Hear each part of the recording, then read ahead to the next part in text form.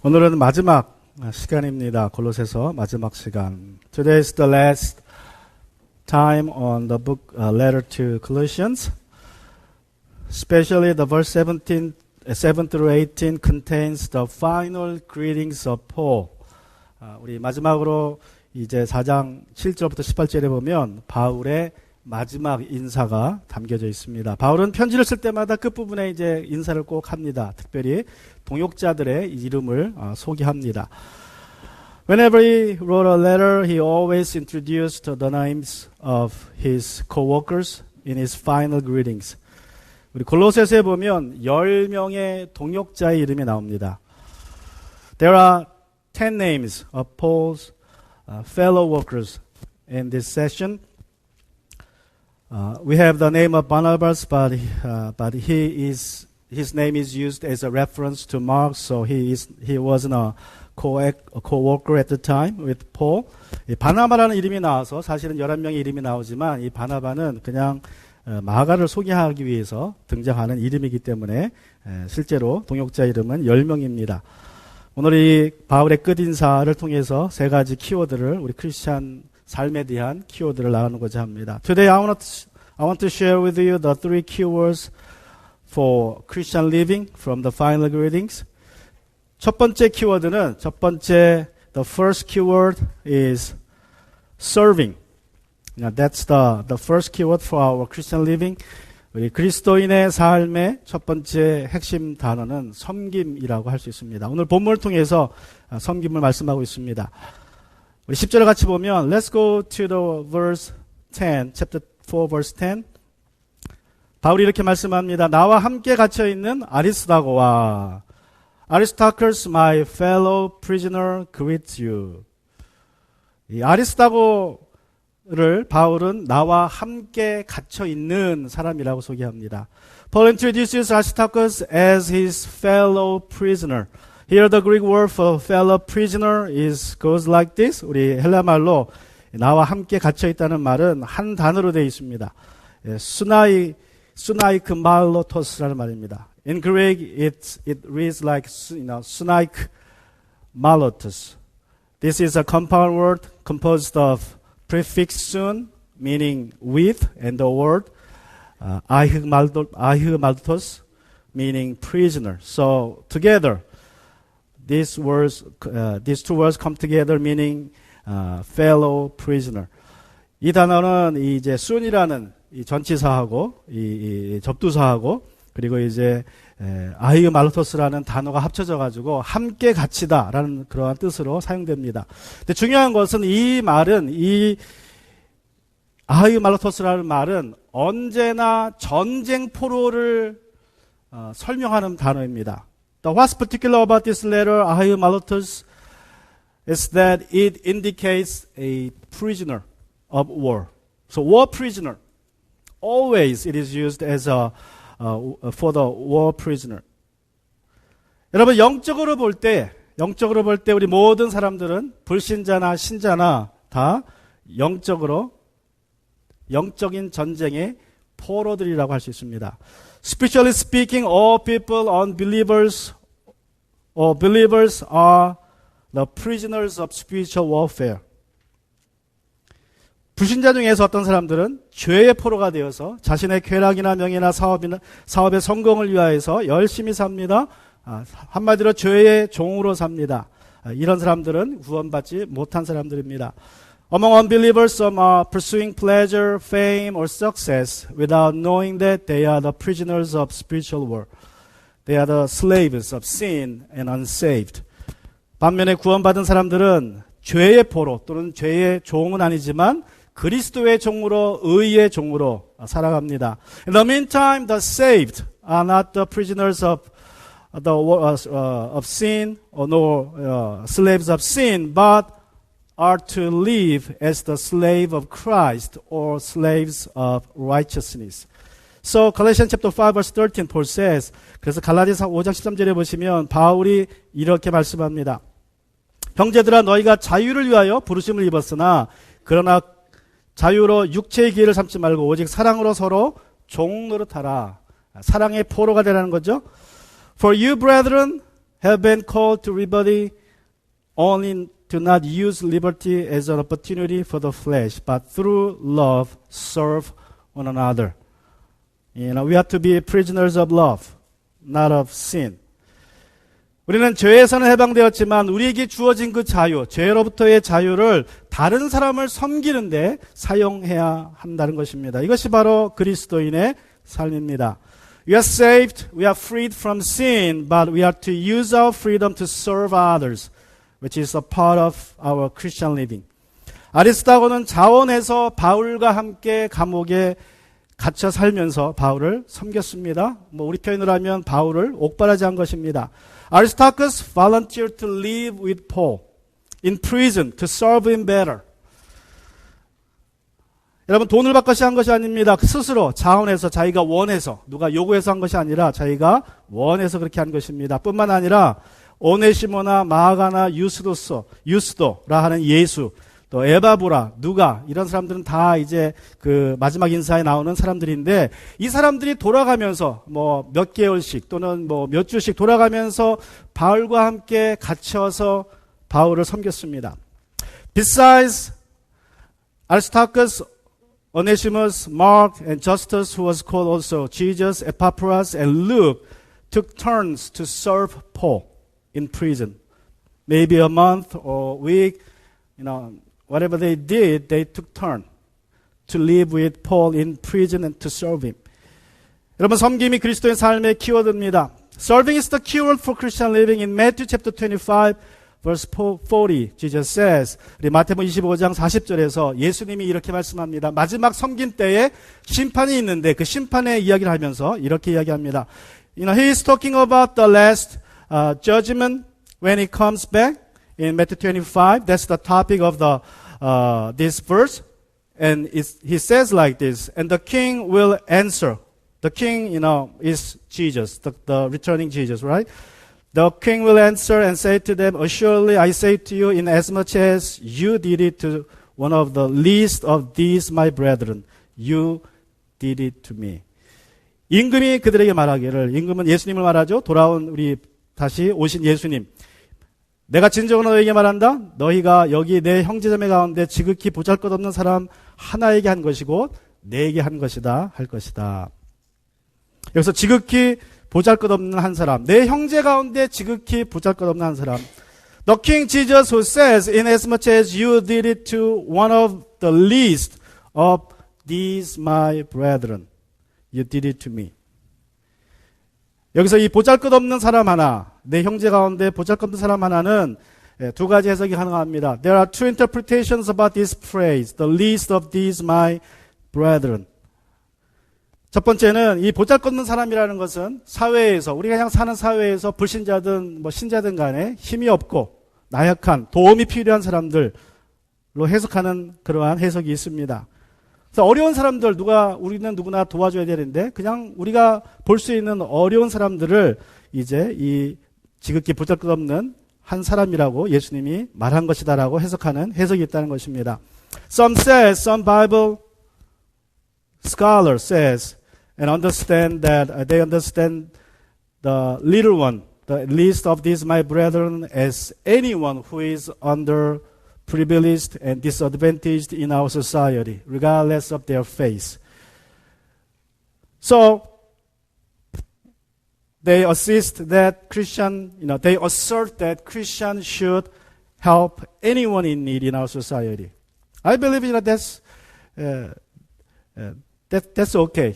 That's right. We have to help anybody in need, right? Regardless of our faith.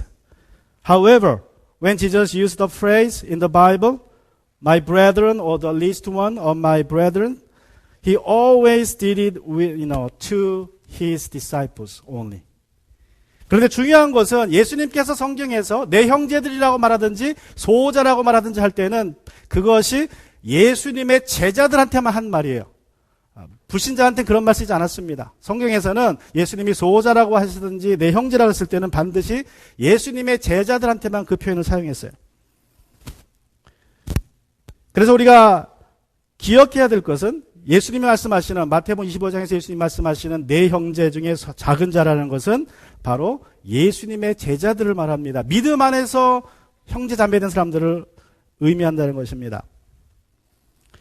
So whenever Jesus used that phrase, my brethren or the least ones, he always did it to his disciples in mind. Therefore, the least of these my brethren in Matthew 25 verse 40 are brothers and sisters in faith. That's the first meaning. 여러분, 우리는 다 섬겨야 됩니다. 어려운 사람들은 섬겨야 마땅하지만 특별히 이제 믿음 때문에 어려움을 당하는 사람들이 있어요. 믿음 때문에, 믿음을 지키기 위해서 경제적으로나 또 여러 가지 건강적으로 어려움을 당하는 사람이 있고, 특별히 말세를 살면서 그런 일을 당하게 될 때에 그러한 사람들은 우리가 가서 섬겨야 된다는 거예요. 1차적으로. We must serve all people in need, but we must take care of the brothers and sisters in need first. Especially in last days, many of them will be imprisoned, literally imprisoned, because of faith, just like Paul. 그래서 마지막 때에는 정말 문자적으로 감옥에 갇히는 사람들이 생깁니다. 믿음 때문에. 미국도 그런 일이 생길지 모르죠. 곧 동성연애가 합법화되면 동성연애들을 설교하면 감옥에 갇히고 벌금을 낼 수 있습니다. 한국에서도 그런 상황이 꼭 벌어질 수 있습니다. 그러면 그런 믿음 때문에 감옥에 갇힌 사람들을 가서 먼저 돌보라는 거예요. It is possible. There's a possibility that for a pastor to be in prison for preaching about against homosexuality, right? That's a big possibility in near future. Same in Korea too. So when that happens to a person, to a believer, now we need to help the person.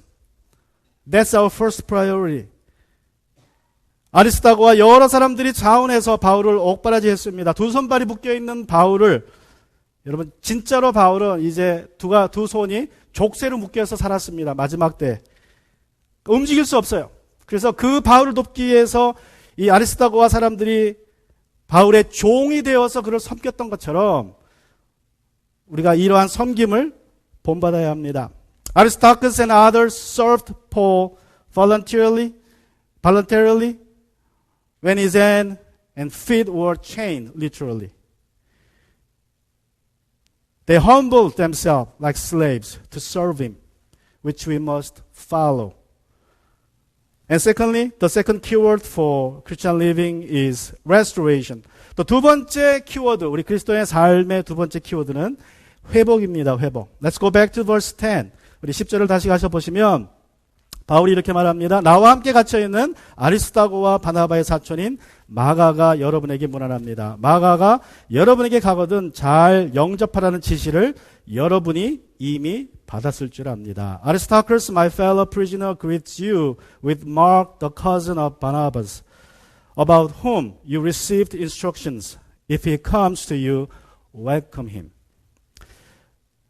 마가는 바울의 끝인사에 나오는 이제 10명의 이름 중에 우리에게 가장 잘 알려진 이름일 것입니다. 이 마가가 우리가 아는 마가복음을 쓴 마가예요. Now, this is the most familiar name among the 10 names in the final greetings. This Mark is the one who wrote the Gospel of Mark. 마가가 복음서를 썼다는 것은 마가가 아주 믿음이 좋았고 신앙생활을 처음부터 잘한 사람일 것이라는 암시를 우리에게 줍니다. 그런데 사실 마가는 처음부터 그렇게 믿음이 좋았던 사람은 아닙니다. The fact that he wrote the first gospel suggests us that he must be a man of extraordinary faith from the beginning. But he wasn't. He wasn't so. 무엇보다도 마가는 참으로 비상한 믿음의 소유자였던 바나바의 사촌으로 알려져 있었습니다. 그 당시에는 First of all, he was well known as a cousin of Barnabas, who was truly a man of extraordinary faith. So he was known as a cousin of Barnabas to believers at the time. 그런데 바나바가 누구입니까? 바나바는 바울의 멘토였습니다. Who is Barnabas? He was the mentor of Paul, who dramatically met a risen Jesus on the way to Damascus and converted to Christianity. 바울이 다메섹 도상에서 극적으로 부활하신 예수님을 만나고 이제 회심했습니다. 그때에 거의 모든 믿는 사람들이 바울을 다 피합니다. 소문이 돌았어요. 아, 바울이, 우리를 핍박하던 바울이 예수님을 만나서 예수님을 믿는 제자가 됐다라는 소문이 돌았지만 사람들이 그를 정작 만나면 다 도망갔어요. 왜 그래요? 바울은 스데반을 죽이는데 앞장섰던 사람이었죠. 앞장섰던 사람. 가장 최앞에서 스데반을 죽이라고 했던 사람입니다. But most believers at the time avoided him.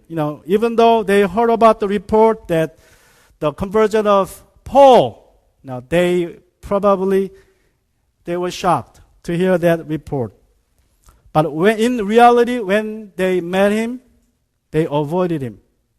Because he used to be the key persecutor of Stephen in his death. 더 나가서 바울은 예루살렘 공회에서 체포영장을 받아 예루살렘 지역의 많은 사람들, 많은 그리스도인들을 잡아 죽인 사람입니다. 그리고 결국에는 이제 다메섹까지 찾아가서 그리스도인들을 핍박하려고 했던 사람입니다. 그래서 그 당시에 모든 믿는 자들이 가장 두려워했던 이름이 바로 바울이라는 이름이었습니다. Furthermore, Paul asked for the arrest warrant from the Council of Jerusalem to seek out believers in Jerusalem and Judea. He killed many of them. And then, when they were dispersed out of fear for him, he thought after them, even in Damascus, a foreign city. So Paul was the name that all believers feared most. 그리고 그러던 어느 날 바울이 회심했다는 소문이 믿는 자 사이들 중에 돌기 시작합니다. 그러나 어느 누구도 바울을 환영하진 않습니다. And all of a sudden a report began to circulate among believers that Paul was converted to Christianity, but none of them was willing to welcome him. 특별히 예루살렘에 있는 믿는 자들은 바울이 그리스도인을 더 많이 잡아 죽이려고 거짓으로 회심했다고 생각했어요. 그래서 아무도 바울을 환영하지 않았습니다. Especially the Christians in Jerusalem and Judea didn't believe his conversion. They just thought he faked his conversion to arrest more believers. And then it was Barnabas who risked his name and his fame and recommended him to Jerusalem church. 그리고 이제 자기 이름을 걸고 바울을 예루살렘 교회에 소개한 사람이 바로 바나바입니다. 사도행전 Acts chapter 9, 26 and 27 describes that. 우리 사도행전 9장 26절과 실제로 보시면 이제 그런 내용이 기록되어 있습니다. 또 바나바는 안디옥 교회에서 바울을 소개하고 바울과 함께 사역했습니다. Again, Barnabas took Paul with him and introduced him to the Antioch church. The church sent them out as missionaries to Asia Minor later. 그리고 이제 안디옥 교회는 이 두 사람을 바나바와 바울을 소아시아 지역의 선교사로 내보냅니다. Acts chapter 13 verse 13 우리 사도행전 13장 13절이 이제 그 내용을 말씀하고 있는데 근데 여기서 중요한 것은 첫 번째 여행에서 바나바가 마가를 데리고 가요. And for the first mission trip Barnabas took Mark with him because he was his cousin. And then on the second mission trip, he was going to take him again. 그리고 이제 두 번째 선교 여행에서도 마가를 같이 데리고 가려고 합니다. 그런데 어떤 일이 벌어집니까? 사도행전 13장 13절에 보시면 on Acts chapter 13 verse 13, it says Mark quitted in the middle of the mission trip and returned to Jerusalem. 그런데 이 마가가 선교여행 중에 돌아가 버립니다. 중간에 그냥 1차 선교여행 중에 중간에 예루살렘으로 돌아가 버려요. 마가가 갑자기 선교여행 중에 돌아간 이유에 대해서는 두 가지로 우리가 생각해 볼 수 있습니다. There are two views on why he returned to Jerusalem in the middle of the mission trip. 첫 번째 견해는 이것입니다. 선교여행이 너무 힘들어서 이제 가고 싶어 간 건 아니고 자기 사촌 형이 바나바가 와서 야 마가야 나랑 같이 선교여행 가자 그러니까 마가가 젊었어요. Probably 10대 후반이나 20대 초반. When he was invited by his cousin Barnabas for the first mission trip, he was young, probably late 10s or early 20s. So he was excited to make probably his first foreign trip. So he was very excited to look around the world. 아마도 이제 첫 번째 해외여행을 할 때 얼마나 마음이 설렜겠어요. 그래서 따라갔습니다. 세상 구경도 하고 사람 구경도 하고 선교도 하니까 좋아서 갔는데 막상 가서 보니까 너무너무 힘든 거예요. 핍박도 받죠. 항상 환영받는 것도 아니죠. 너무너무 힘들어서 그냥 중간에 돌아가 버렸습니다.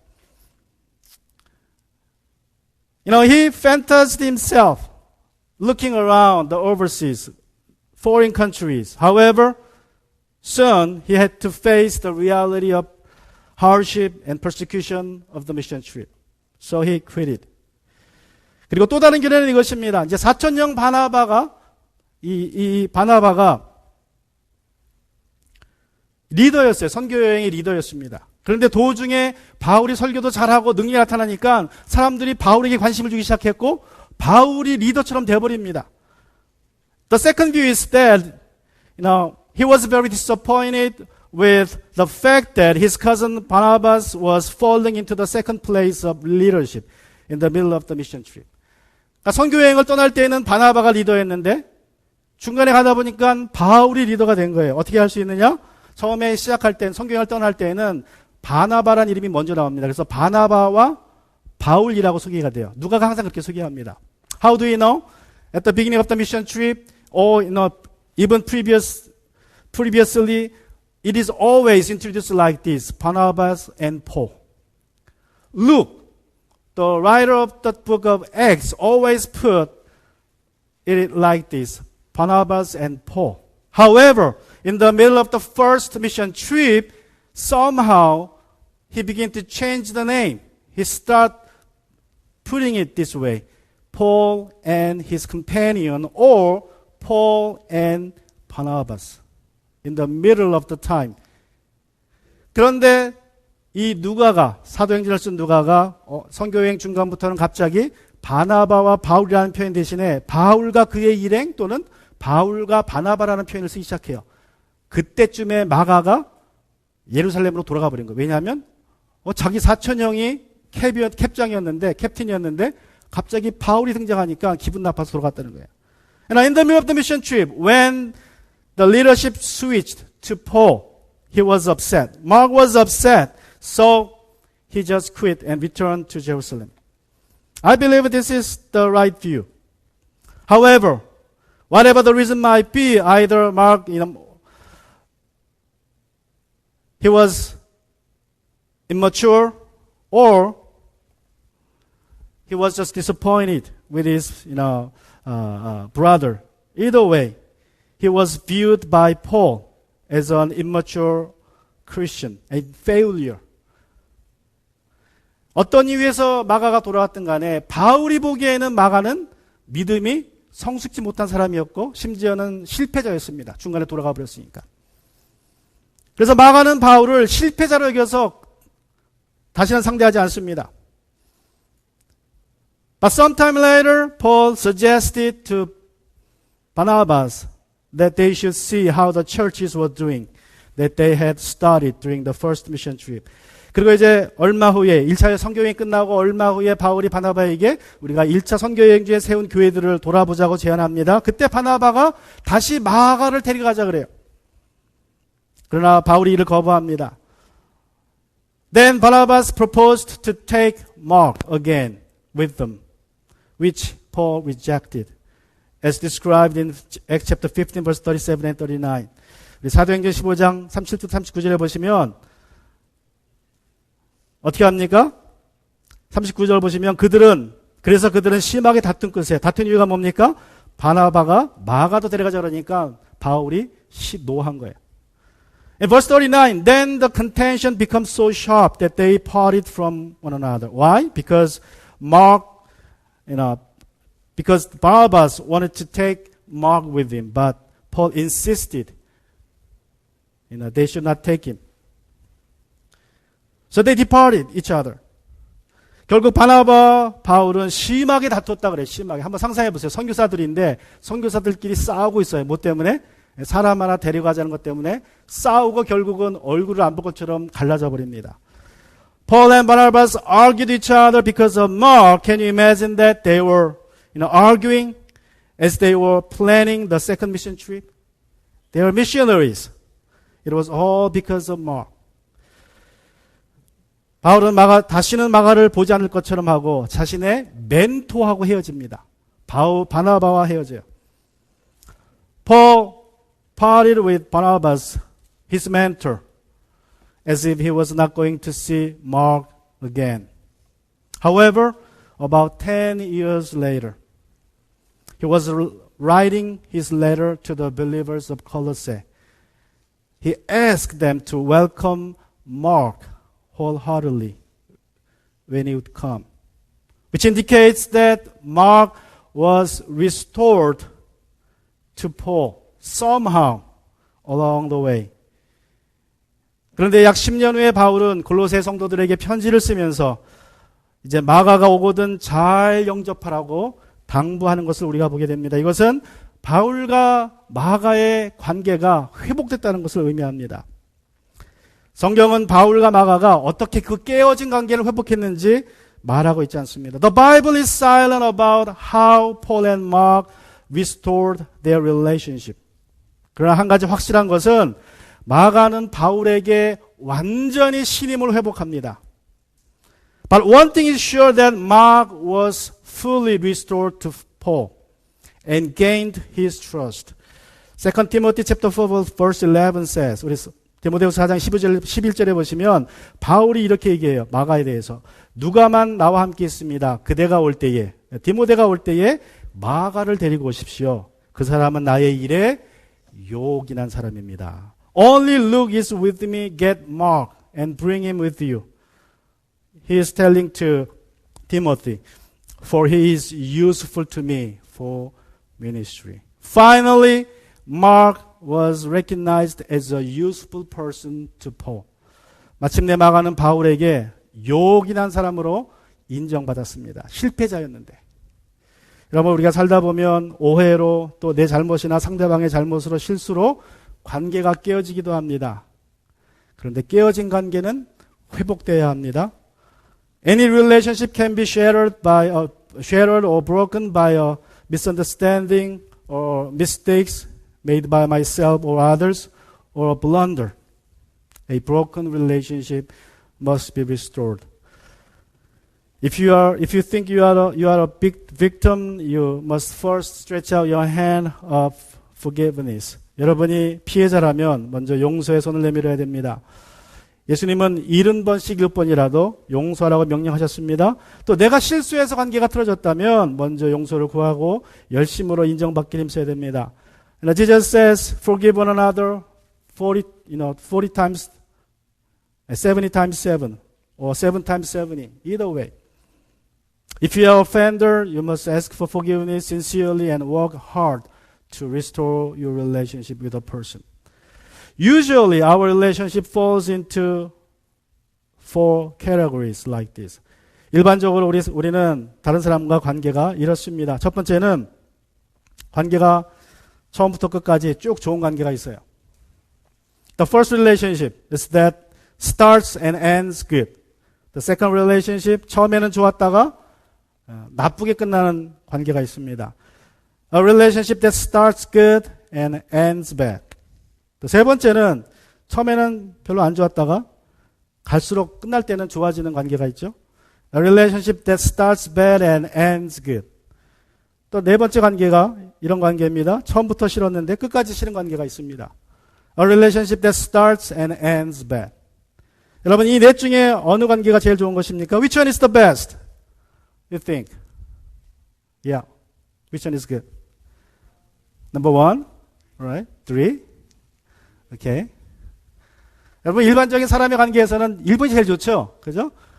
In the eyes of the people, world, the number 1 is best. Starts good, ends good. Starts great, ends great, right?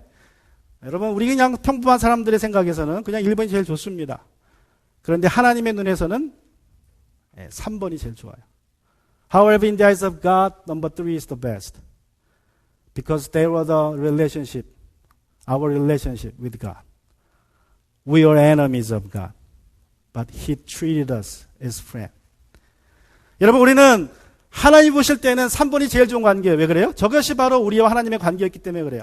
우리는 하나님의 원수였지만 우리는 하나님을 원수처럼 여겼지만 하나님 우리를 친구처럼 여겨서 하나님의 그 사랑하시는 외아들을 보내주셔서 깨어진 관계를, 나쁘기 시작한 관계를 좋게 끝냈기 때문에 그렇습니다. God sent His Son to restore the relationship, to make the relationship good and better. He sacrificed His Son.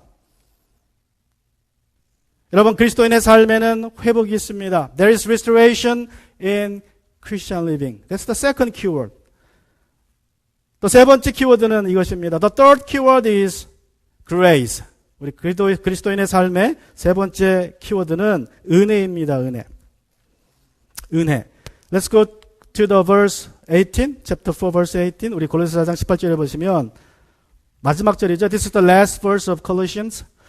This salutation by my own hand, Paul. Remember my chains. Grace be with you. Amen. 나 바울이 친히 문안합니다. 내가 갇혀 있음을 기억하십시오. 은혜가 여러분에게 있기를 빕니다. 바울은 골로새서를 시작하면서도 골로새 성도들에게 은혜를 빌었습니다. As he started his letter to the saints of Colossae, he saluted with grace. In chapter 1, verse 2, 우리 1장 2절에 보시면 우리 하나님 아버지께서 내려주시는 은혜와 평화가 여러분에게 있기를 빕니다. 라고 그는 은혜로 편지를 시작합니다. Grace to you and peace from God our Father and the Lord Jesus Christ. Grace to you. This is the first formal word to Colossians. 여러분, 바울은 골로새서를 은혜라는 말로 시작해서 은혜라는 말로 끝내고 있어요. 여러분, 이와 같이 우리 그리스도인의 삶은 처음부터 끝까지 은혜여야 한다는 것입니다. 다 하나님의 은혜여야 합니다. 하나님의 은혜가 우리를 구원하십니다. 하나님의 은혜가 우리를 지켜주실 것입니다. Paul starts and ends the letter of Colossians with the word grace. Likewise, we Christians should live by God's grace from the beginning to the end. God's grace saves us. God's grace sustains us. In Psalm chapter 103 verse 8, David describes God as this. 시편 103편 8절에서 다윗은 하나님을 이런 분으로 소개합니다. 자, 같이 한번 읽습니다. 우리 103편 8절 한번 읽습니다. 주님은 자비롭고 은혜로우시며 노하기를 더디하시며 사랑이 그지없으시다. Let's read it all together in English. The Lord is merciful and gracious, slow to anger, abounding in steadfast love. 바울이 하나님에 대해서 네 가지를 이야기하고 있는 것 같아요. 자비롭고 은혜롭고 노하기를 더디하시며 사랑이 그지없다. 네 가지인 것 같죠? It seems like David describes God's four characters in this verse, like mercy, merciful, gracious, slow to anger, and abounding in steadfast love. However, the Jews like to use a literal device called parallelism. 그런데 유대인이 즐겨 사용하는 표현 방식 중에 하나가 병행구라는 표현 방식입니다. 병행구라는 것은 같은 내용을 다른 말로 반복하는 거예요. 뜻을 분명히 하거나 설명하거나 강조하기 위해서 같은 내용인데 다른 단어로 말합니다. 이게 시편과 잠언에 보면 대부분 다 병행구라 그래요. 병행구로 되어 있습니다. Parallelism is a repetition of the same idea or concept with the different words in order to clarify the meaning or emphasize the meaning. It is found in the book of Psalm and in the book of Proverbs often. 그래서 이 시편 103편 8절에서 주님은 자비롭고라는 말은 이제 어떻게 설명할 수 있어요? Would you go next one? Next slide. Tyler. 주님은 자비롭고. In Psalm 103 verse 8, David explains God's mercy as His being slow. God's mercy means God is being slow to anger to you. 하나님이 자비롭다는 것은요, 우리를 향해서 화를 내셔야 될 때 화를 안 낸다는 거예요. 자비가 무엇입니까?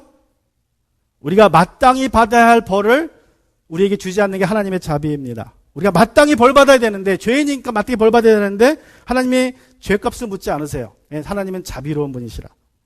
Now what is mercy? Mercy is not getting what we deserve to have, right? What do we deserve? We all deserve punishment for our sin, but God is merciful toward all people who come to cross. So He is slow to all sinners and wait for them to repent. 하나님은 또 은혜로운 분이라고 말합니다. 은혜롭다는 게 무슨 뜻입니까? And David said God is gracious. What is grace in this verse? Meaning, it means abounding in steadfast love. 여러분, 하나님이 은혜롭다는 말은요, 사랑이 그지없다는 뜻입니다. 사랑이 그지없다. 사랑이 끝이 없다. 은혜라는 것은 내가 받을 자격이 없지만 하나님이 주시는 것이죠. 그게 사랑입니다. What is grace? Grace is that what he get through what he get though we don't deserve. And this is what love is. 하나님은 자비와 은혜가 많으신 분입니다. 십자가에서 그 자비와 은혜가 가장 잘 나타났습니다. God is merciful and gracious. The cross of Jesus is the symbol of God's mercy and grace. 수백 년 전에 청교도들은 이렇게 기도했습니다. Few hundred years ago, the pilgrims prayed with this prayer. 오 하나님, 당신은 우리에게 너무나 많은 은혜들을 주셨습니다. 그러나 한 가지 더 구하는 것을 용서하소서.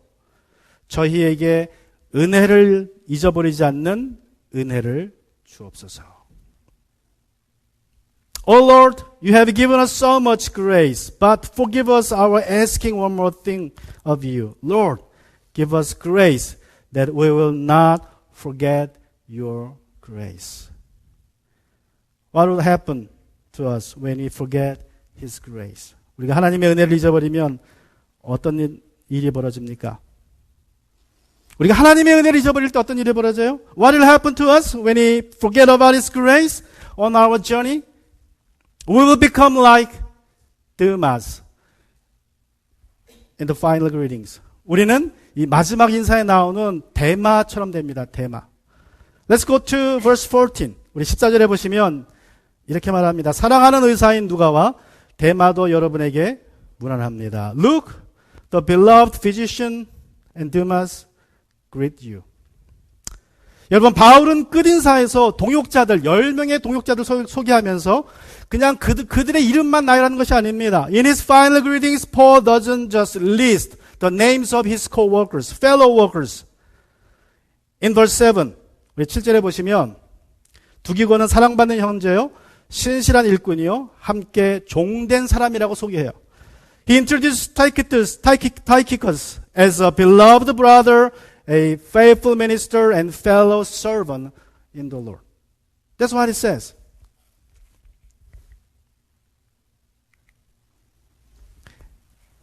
In verse 9, he introduced Onesimus as a faithful and beloved brother. 그리고 9절에서는 오네시모를 신실하고 사랑받는 형제로 소개합니다. In verse 10, he introduces Aristarchus as his fellow prisoner and Mark as a cousin of Barnabas and as the one they should welcome. 그리고 10절에서는 아리스타고를 나와 함께 갇혀 있는 사람이라고 소개하고 또 마가는 바나바의 사촌으로 골로새 성도들이 환영해야 할 사람으로 소개합니다. In verse 11, 그리고 11절에서는 유스도라는 예수는 아리스타고와 마가와 더불어 하나님의 나라를 위해서 바울과 함께 일한 동역자요, 바울의 위로가 된 사람이라고 소개합니다. In verse 11, he introduced Jesus, who is also called Justus, as one of his fellow workers who worked for the kingdom of God and who was his comfort. 그리고 이제 12절에서 에바브라를 소개하면서 골로새 교회 성도들을 위해서 기도에 힘쓰는 사람으로, 기도의 용사로 소개합니다. In verse 12, he introduced Epaphras as the prayer warrior for the church of Colossae. And in verse 14, 그리고 14절에서는 사랑하는 의사를 누가라고 소개합니다. And he introduced Luke as a beloved physician. In verse 15, he introduced Nymphas as the one who opened her house for the Laodicean church. At her house, there was a church meeting every week.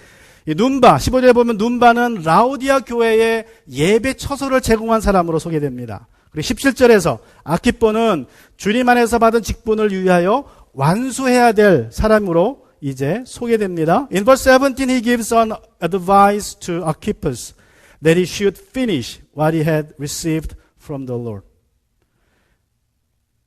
그런데 14절의 대마는, 이 대마에게는 그 어떤 소개도 설명도 나오지 않습니다. 바울은 데마에 대해서 침묵하고 있어요. But Paul didn't say anything about Demas in verse 14. He just mentioned his name and that's it. No description about him. Or no recommendation, no advice, nothing. Why is he silent about Demas? 왜 바울은 그에 대해서 침묵하고 있습니까? We can find the reason why in 2 Timothy chapter 4 verse 10. 우리 고린도 디모데후서 4장 10절에 보시면 우리가 그 이유를 발견할 수 있습니다. 데마는 이 세상을 사랑해서 나를 버리고 데살로니가로 하고 For Demas has forsaken me, having loved this present world, and has departed for Thessalonica. 여러분 골로새서가 쓰인 시기가 AD 60년에서 63년 사이라 그래요. 그리고 디모데후서는 바울이 순교당하기 바로 전에 쓴 편지인데 AD 67년이나 8년에 쓰여진 편지입니다. The letter to Colossians was supposedly written between AD 60 to 63 and 2 Timothy was written between AD 67 and 8, just before his martyrdom. 바울이 골로새서를 쓸 무렵 바울은 뭔가 느꼈어요. 데마가 하나님의 은혜에서 멀리 떨어져 있구나. 데마가 하나님 안에서 너무나 멀리 떨어져 있어서 바울이 아키포에게 했던 것처럼 믿음의 선배로서 너는 어떻게 해야 된다라는 믿음의 권면조차 할 수 없는 상태가 되었습니다. When Paul was writing the letter to Colossian church, he noticed that Demas was drifting from God's grace. And as a matter of fact, Demas was so far away from God's grace that he could not give him any advice as he did to Archippus. 목회자로서 가장 안타까울 때는 성도가 하나님의 은혜에서 너무 멀리 떠나 있어서 어떤 말도 해줄 수 없을 때입니다. 한때는 교회에 큰 일꾼이었고 목회자에게 큰 위로가 되었고 그런데 어느 순간부터 하나님의 은혜를 잊고 사는 것을 볼 때에 한두 번 권면의 말을 해도 듣지 않고 거부하면 목회자는 어쩔 수 없이 입을 닫게 됩니다. 그를 위해 기도하지만 그가 하나님의 은혜를 기억하고 회복되기보다는 점점 더 멀어져가는 모습을 볼 때 마음이 아픕니다. What makes your pastor to say is that when you are too far away, that he could not say anything to you. Once you are very active in church, you are such a comfort to your pastor. But all of a sudden your pastor comes to notice that you are drifting away from God's grace. Then he gives you word of advice several times to stop you from drifting. But when you refuse to take them, your pastor has to become silent about you, but praying for you and get heartbroken as you are drifting away farther and farther from God's grace. 아무리 믿음 좋은 사람일지라도 하나님의 은혜를 잃어버리는 순간 믿음에서 떨어져 갑니다. 그래서 바울은 믿음의 아들인 디모데에게 이렇게 권면합니다. At the moment you forget God's grace, you begin drifting from God's grace. That is why Paul gave this admonition to Timothy, his son in faith. 2 Timothy chapter 2 verse 1. 우리 디모데후서 2장 1절에 보시면 그러므로 내 아들이여 그리스도 예수 안에 있는 은혜로 굳세어 지십시오. You therefore my son be strong in the grace that is in Christ Jesus. Remember, Timothy was called as his son. He is the disciple of Paul. And he recommended Timothy to be strong in the grace. Because Paul noticed that anyone who fails to see God's grace will drift away from it. 여러분, 디모데는 바울이 자신의 믿음의 아들이라고 불렀던 바울의 수제자입니다. 그럼에도 불구하고 디모데에게 그리스도 예수 안에 있는 은혜로 굳세어지라고 그는 권면합니다. 왜 그렇습니까? 아무리 지금 믿음이 좋아도 하나님의 은혜를 보지 못하는 순간 믿음에서 떠나기 때문에 그렇습니다. 믿음에서 믿음으로 그리고 은혜에서 은혜예로가 신앙생활입니다. 여러분 지금 어디 있습니까? Christians are to live face to face and grace to grace. Where are you right now? Are you in God's grace? If you cannot see and feel His grace, you must come back in as soon as possible. Do whatever you can do. Read the Bible more. Pray more. 여러분이 한 해 하나님의 은혜 안에 있다는 것을 느끼지 못한다면 여러분 할 수 있는 것을 다 해야 됩니다. 말씀을 더 보든지 기도를 더 하든지 하나님의 은혜로 돌아오기를 힘써야 됩니다. 하나님의 은혜에서 멀어지면 그냥 멀어지는 거예요. If you are drifting away from God's grace, then you will be away from God forever. Let's bow it. 같이 시간 기도하기 원합니다.